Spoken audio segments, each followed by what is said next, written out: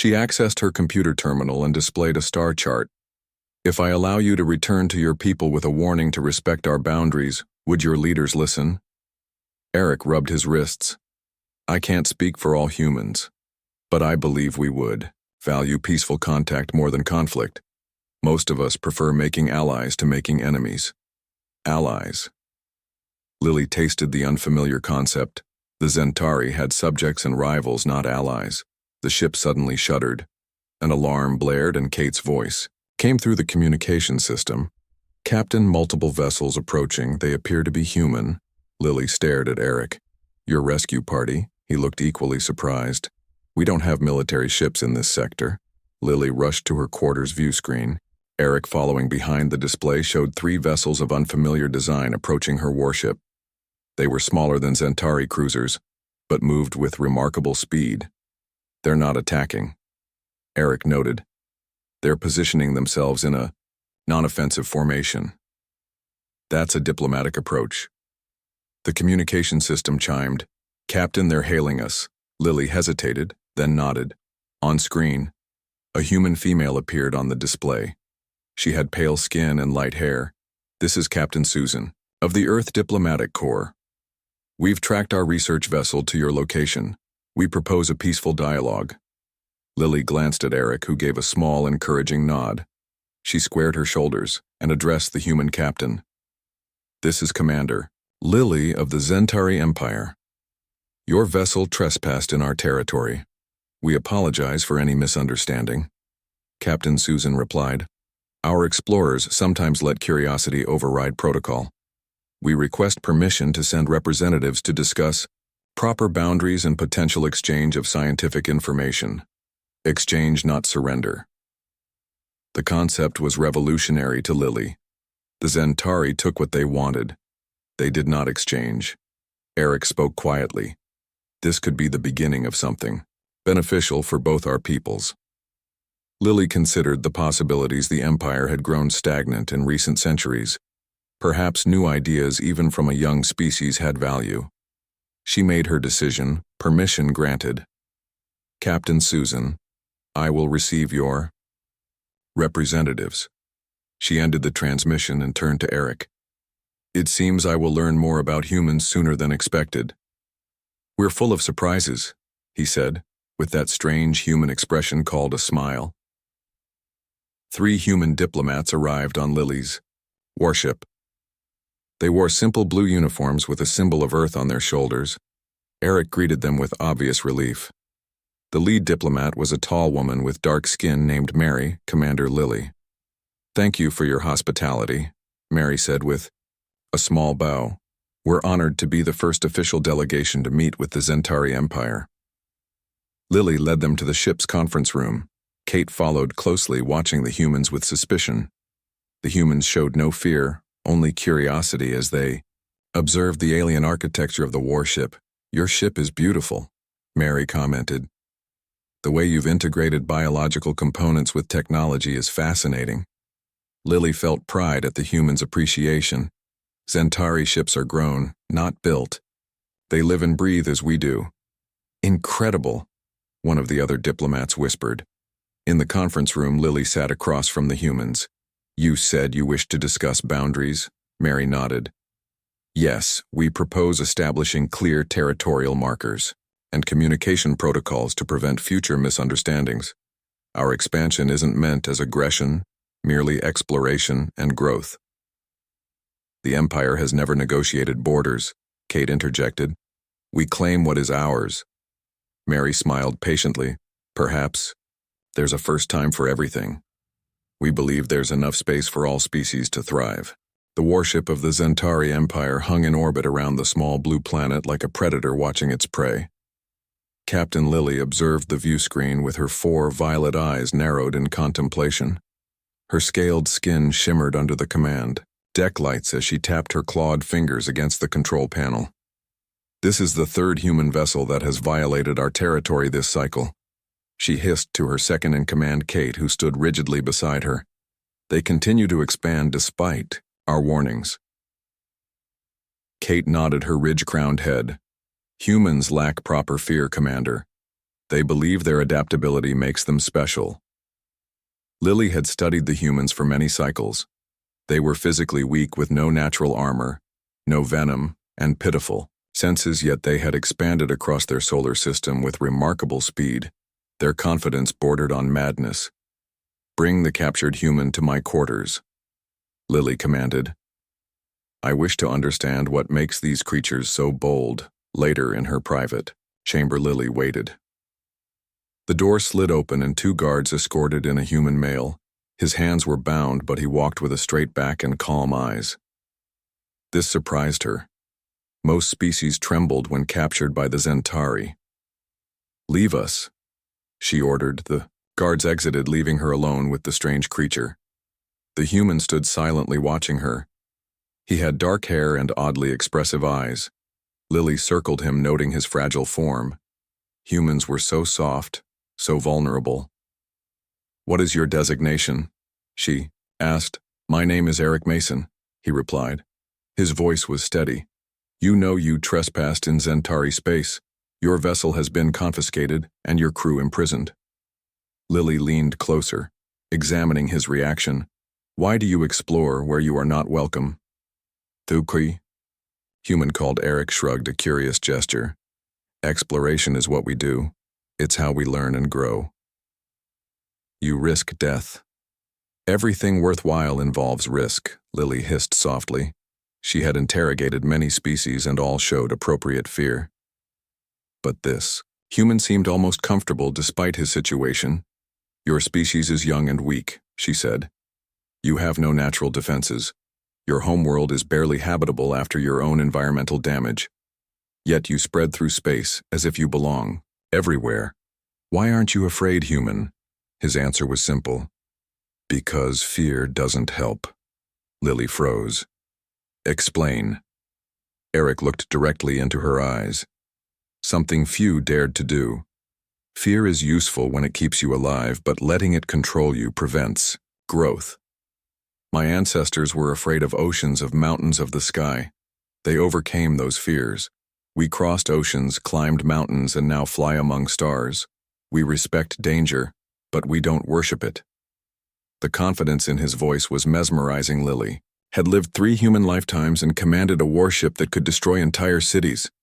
Yet this defenseless creature spoke as if they were equals. "Your species will eventually encounter something too powerful to overcome," she warned. Eric smiled.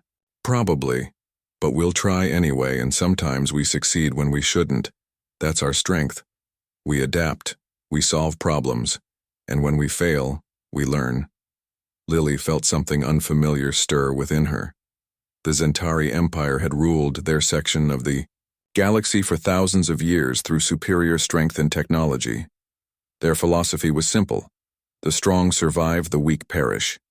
But humans, with their fragile bodies and short lives, challenged this view. They compensated for weakness with innovation and cooperation.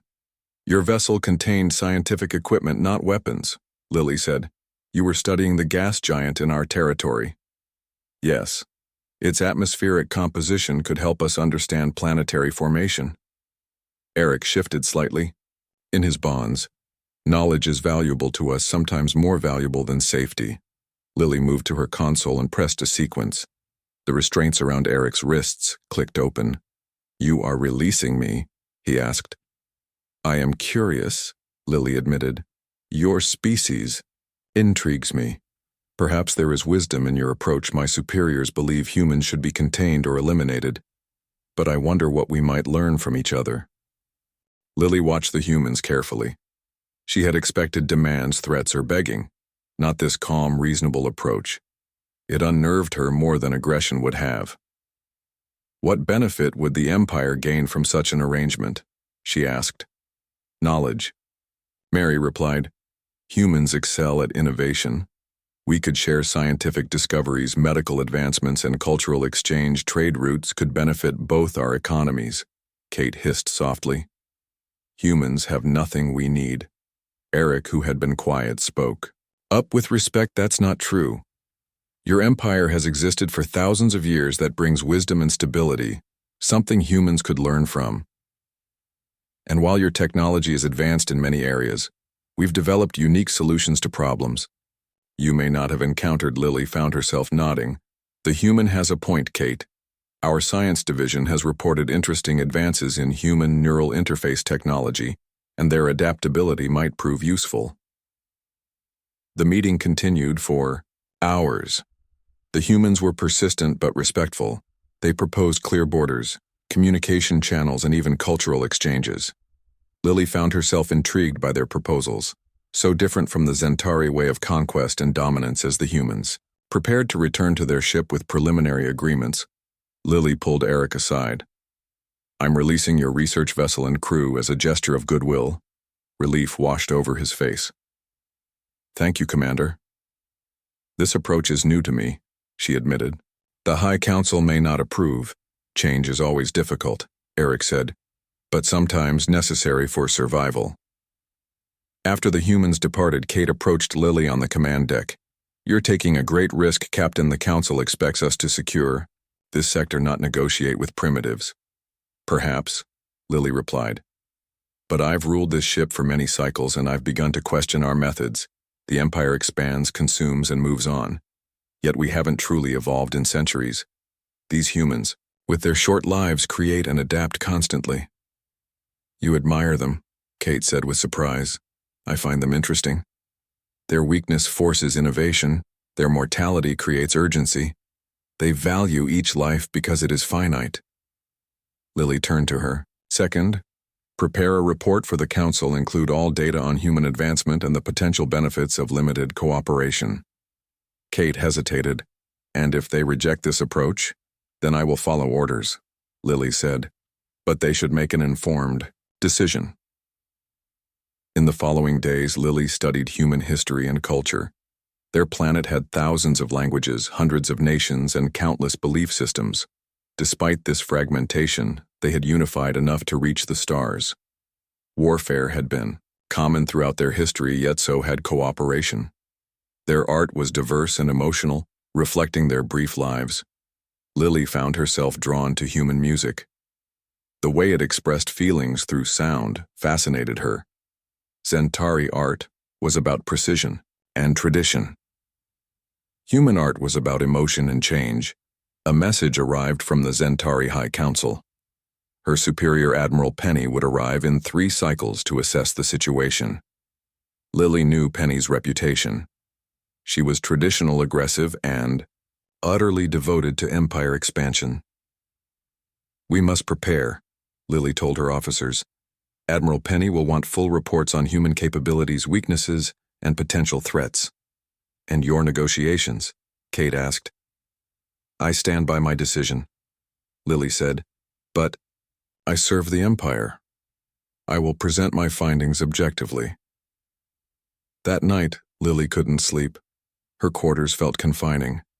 Her mind kept returning to Eric's words about fear. She had never questioned the Empire's methods before. Yet now she wondered, was the Zentari reliance on strength and dominance truly superiority? Or was it fear disguised as power? Fear of change, of weakness, of mortality? Admiral Penny arrived with 2 additional warships. Her vessel dwarfed Lily's. The Admiral was tall even for a Zentari, with 6 violet eyes, instead of the usual 4, a sign of pure bloodline.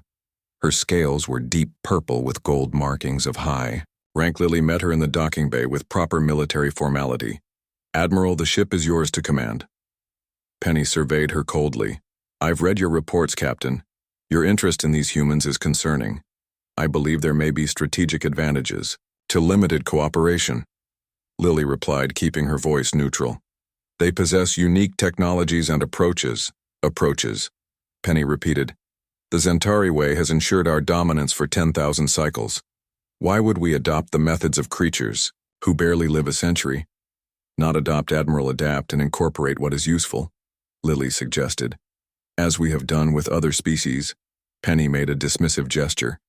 "You will arrange a demonstration. Take me to the human diplomatic vessel. They should be made aware of the true power of the Empire."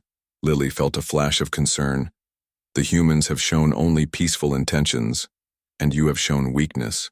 Penny replied, "You've allowed them to negotiate as equals.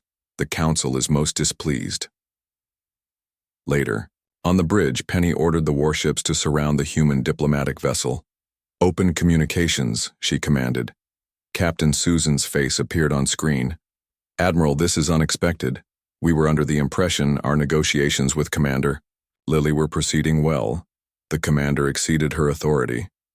Penny stated, "The Zentari Empire does not negotiate with lesser species.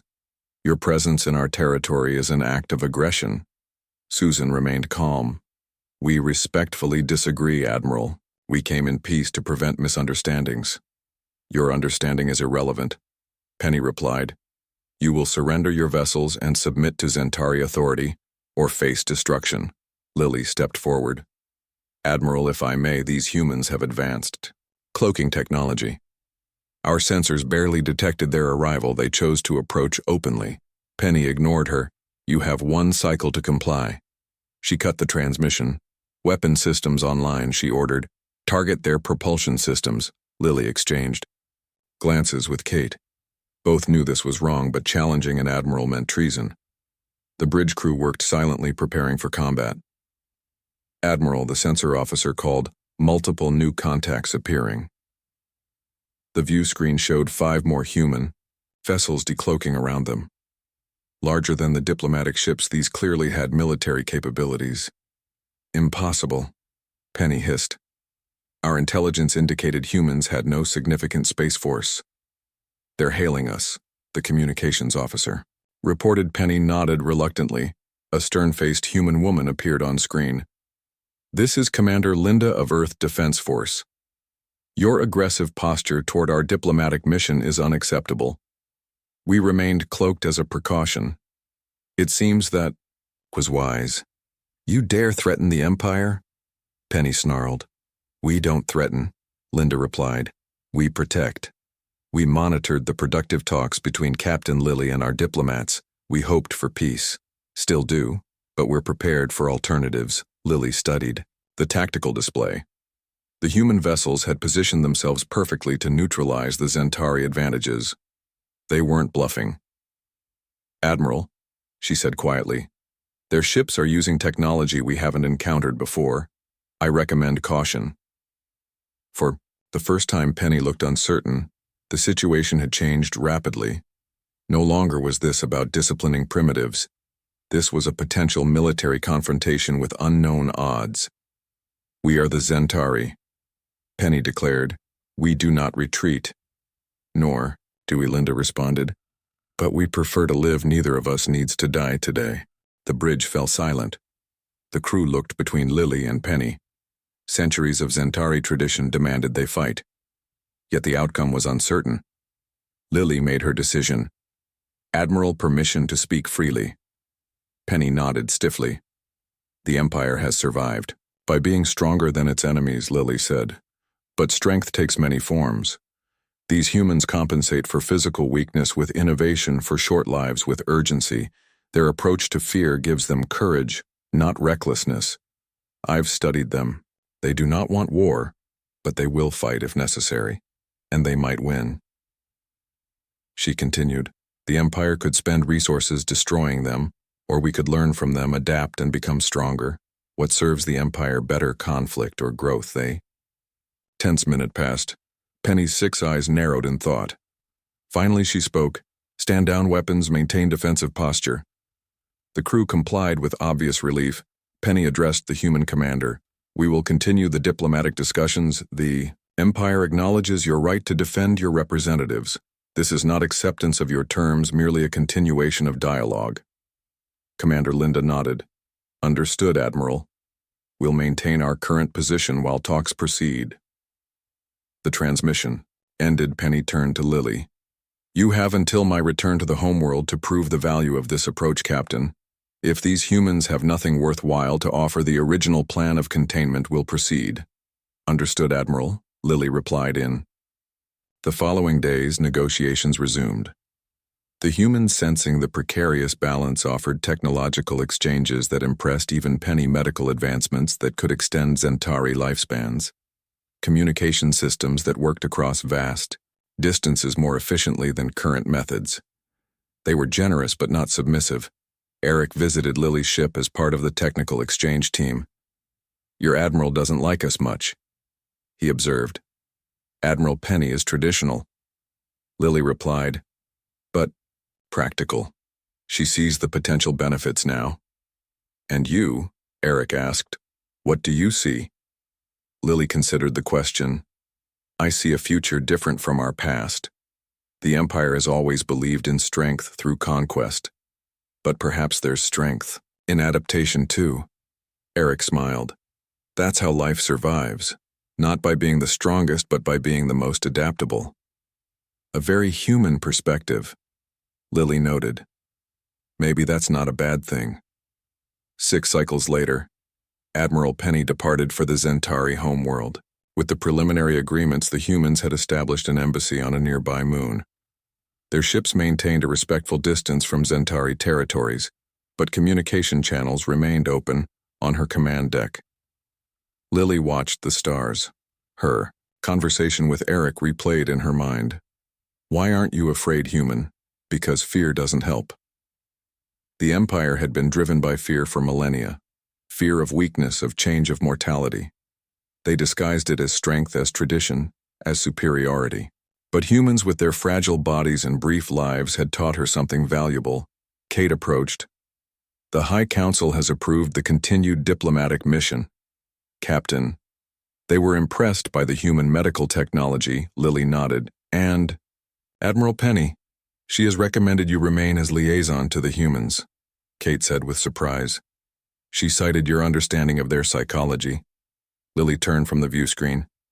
"Prepare a message to Captain Susan, request permission to visit their embassy. I wish to learn more about human music." "Music, Captain?" Kate asked, confused. "Yes," Lily replied. "I find it helps me understand them. Their art contains emotions we've forgotten.